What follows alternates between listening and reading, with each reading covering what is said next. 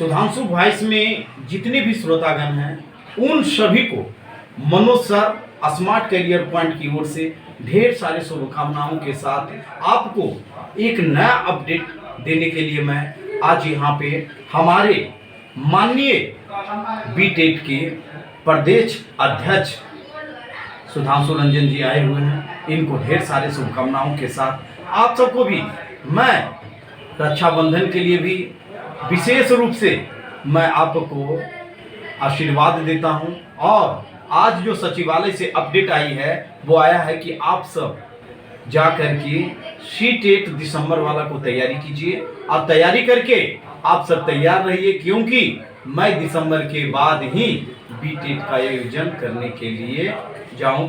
B-TET का आयोजन मैं करवा दूंगा 7 फेज से पहले और आपको दिसंबर वाले सी-टेट का भी मौका मिल जाएगा।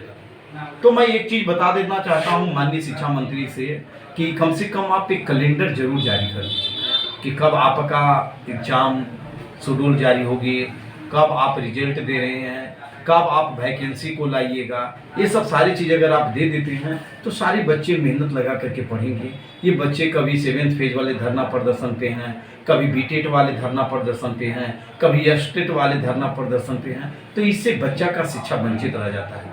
आप सबका जब इलेक्शन आता है तो कोरोना में भी आप इलेक्शन करवा लेते हैं, कम से कम बच्चे का एक शिक्षक पात्रता तो आप करवा लीजिए टाइमिंग पे, ताकि एक अच्छे प्रतिभावान बालक आपको मिल सके। और आप तो जानते हैं कि बिहार शिक्षा का नगरी के रूप में जाना जाता है, पूरे देश में ही नहीं विदेशों में भी अपना परचम फहराता है। इसलिए आपसे अनुरोध है कि कम से कम हमारे बातों पे ध्यान दीजिए और विशेष हमारे सुधांशु रंजन जी आपसे वार्तालाप करेंगे। फर्स्ट ऑफ ऑल सभी को नमस्ते।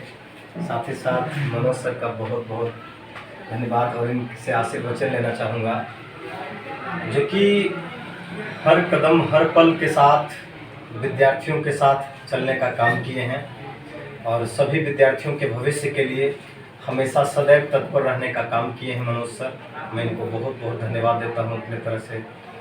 और सभी साथियों को मैं सूचित करता हूँ कि बहुत ही जल्द आपको खुशखबरी मिल जाएगी। सचिवालय का जो अपडेट है सी-टेट दिसंबर ज़रूर वैलिड होगा और साथ ही साथ बी-टेट, क्योंकि जो बी-टेट का वार्ता हुआ है उसको भी कंसीडर कर लिया गया है और साथ ही साथ सी-टेट का जो बात चल रहा है अभी, तो सी-टेट 100% होगा और बी-टेट होना अति आवश्यक है, यह आप लोग भी जानते हैं। तो कहीं ना कहीं लिखित आश्वासन देने का काम करें शिक्षा मंत्री महोदय, बस यह आखिरी निवेदन उनसे करते हैं। क्योंकि एक एकेडमिक कैलेंडर आप दे दें, एक सही शेड्यूल हमें दे दें कि इस डेट का आपका एग्ज़ाम हो, इस डेट में वैकेंसी हो, इससे सभी छात्रों को लाभ होगा। क्योंकि देखिए किसी भी वैकेंसी का एक तौर तरीका होता है, एक पैमाना होता है। जब आप नई वैकेंसी कर रहे हैं तो एक पात्रता परीक्षा होना जरूरी था। दूसरी चीज़, एक समय पूरा कीजिए। इससे क्या होता है कि भविष्य में जो भी छात्र इसमें सम्मिलित होंगे उनका या तो समय बचता है और जो भी छात्र अभी तक बच गए हैं उनका एज बचता है। अगर समय पूरा होता है तो न किसी का एज बर्बाद होगा और न ही किसी का ये कहने का अधिकार होगा कि हम इसके लिए अयोग्य हैं, हम इसके लिए पात्र नहीं हैं। तो एक समय एक एकेडमिक कैलेंडर अगर जारी होता है, समय पर पात्रता परीक्षा आयोजित होती है, समय पे वैकेंसी आ जाए, इससे सभी विद्यार्थियों को लाभ है। और हमारी मांग भी यही है कि हर वर्ष पात्रता परीक्षा, हर वर्ष वैकेंसी। मुझे नहीं चाहिए 1.5 लाख वैकेंसी, मुझे नहीं चाहिए 2.5 लाख वैकेंसी। महोदय आप सिर्फ और सिर्फ 30,000 वैकेंसी दे दीजिए। जो इसमें योग्य होंगे, जो इसके लिए पात्र होंगे, वो हड़ता रखकर वो पास कर जाएंगे, उनकी नौकरी हो जाएगी।